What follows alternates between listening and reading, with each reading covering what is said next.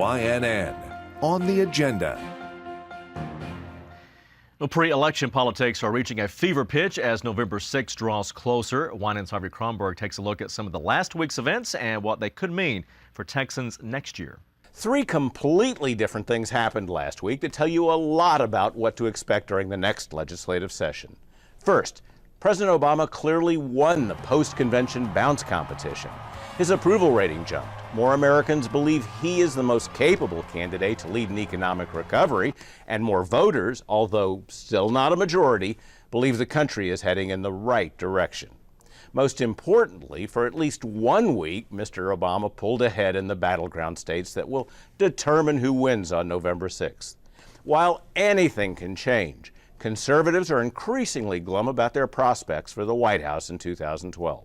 That led an influential social conservative to tell the media at the Values Voters Summit in Washington last week that a Romney loss means the end of the Republican Party as we know it.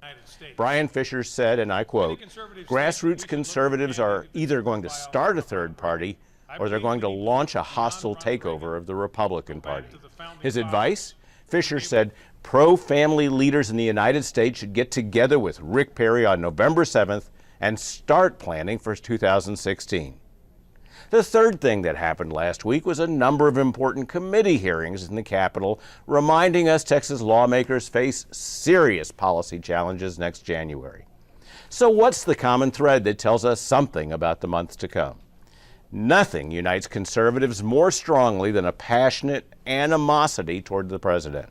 If Mr. Obama has the decisive win last week's polling suggests is now possible, the hard right will be energized as never before. Despite his last bobbled Republican primary effort, Governor Perry is already in the mix for 2016 and will have plenty of time to rebuild his now broken national brand. That means he will play for the bleachers in this next legislative session. But as the hearings remind us, Texas still faces myriad issues. Holding yet another legislative session hostage to presidential ambitions is not a predicate for serious solutions to serious problems. And that's what's on the agenda. I'm Harvey Kronberg, and you can find me at quorumreport.com.